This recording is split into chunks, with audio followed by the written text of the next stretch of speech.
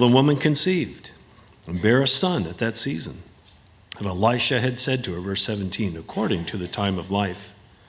And when the child was grown, it fell on a day that he went out to his father to the reapers. The old send the kid to work with dad so mom can have some time off trick. All the mothers are like, yep, that's why we did it. And he said to his father, my head, verse 19. And his father said to a lad, one of the servants, carry him to his mother. All the women in the room just said, typical. Kid gets sick, go see your mother. Kid wants to puke, go see your mother. For all those moms who have been puked on, cried on, comforted those kids when they were hurting. I went and saw my mom yesterday. She's 94. And today's kind of a busy, crazy day. So I took the time because mom's kind of living in the eternal now, which in some ways is a gift because that would be painful to remember how good their marriage was.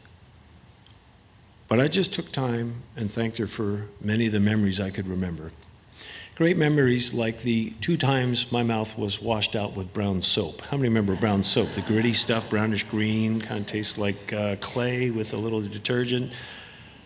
2 times she dragged me down in the basement, put me in the laundry sink, or leaned me over it and washed my mouth out with soap because the dirty words out of my mouth needed to be washed with soap. And the second time I got the message. It's like, this isn't fun. I thanked her for the times when I was a little baby, she would rub my back and sing to me. Tried to give her back some memories. I kissed her hand and thanked her for the time her hands labored to work and take care of us. To all the mothers who've been there when it was needed, thank you. When they had taken him and brought him to his mother, verse 20, he sat on her knees until noon, and that's what mothers do. They comfort, they care, and then died. To all the mothers who've had to bury their children, I'm truly sorry. God willing, you have a Mother's Day in heaven. One of the hardest funerals I've ever done was a 2-year-old boy who ran out the back door to his mother, dropped dead of a heart defect. No one knew, no way to revive him. He's buried in the cemetery at Forks of the Brandywine. His name is Cole, and I think about him every time I pass. To those who had to say goodbye too soon, we're sorry to hear it. Happy Mother's Day. God has a reason. Well, she went up and she laid her son on the bed of the man of God, shut the door upon him and went out. She called her husband. She said, send me, I pray thee, one of the young men and one of the donkeys. That's like, send me one of the boys in the tractor while you're trying to harvest. The husband's like, now. You want to borrow it now? Can you see now? Send me, I pray thee, one of the young men, one of the donkeys, that I may run to the man of God and come again. And the husband said, well, wherefore will you go to him today? Once again, the women say, typical. Ask my husband for something, rather than give it to me, starts questioning. Ladies, can you really? Don't raise your hands. You don't ruin Mother's Day. Why would you go to the man of God today? It's neither a new moon, Sabbath, not a special holy day. And she said to him, shalom. That means peace. Not sure tone and intonation, but sort of like, enough. Shalom. Let's go. Next time you have that problem, shalom. Give me the keys. Then she saddled the donkey, and she said to her servant, drive and go forward, and slack not thy riding for me, except I bid thee. In other words, let's go. So she went, she came to the man of God to Mount Carmel, somewhere a few miles, and it came to pass when the man of God saw her afar off that he said to Gehazi his servant, behold, yonder is that Shunammite. Run now, I pray thee, to meet her, and say unto her, is it well with thee? She never shows up looking for us. Everything okay? Is it well with thy husband? Is it well with the child? And she answered to his servant, it's well. Oh, leave me alone. I want to talk to the boss, right? When she came to the man of God to the hill, she caught him by the feet. She grabs him by the feet. But Gehazi came to thrust her away. The man of God said, let her alone. her soul is vexed within her. Stop. To all the mothers who were told by the pediatrician or the teacher or the whoever that you didn't know what you were talking about, you didn't really understand what your child was doing, and you wouldn't take no for an answer.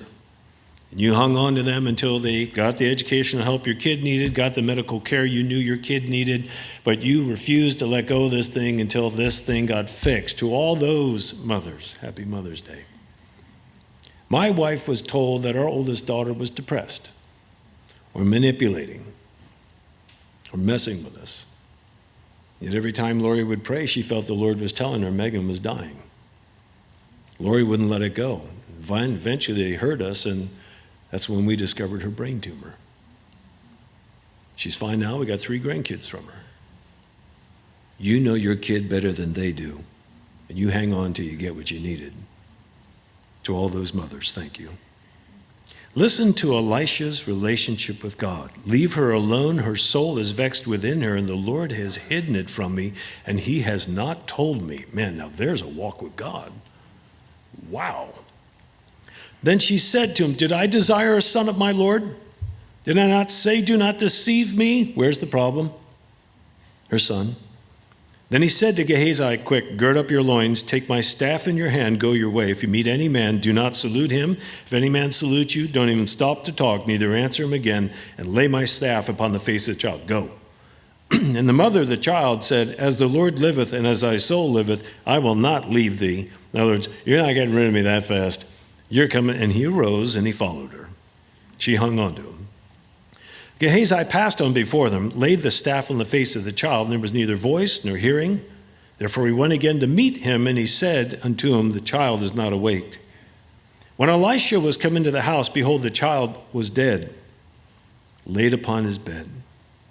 He went in therefore and shut the door upon them, the 2 of them, and he prayed unto the Lord. And he went up and he laid upon the child and put his mouth upon his mouth, his eyes upon his eyes, his hands upon his hands, and he stretched himself upon the child. Now, I know what you're thinking. What in the world is he doing?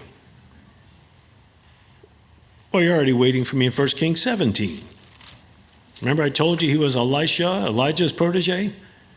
1 Kings 17, he was there up in Zarephath, stayed at a widow's house to sustain him.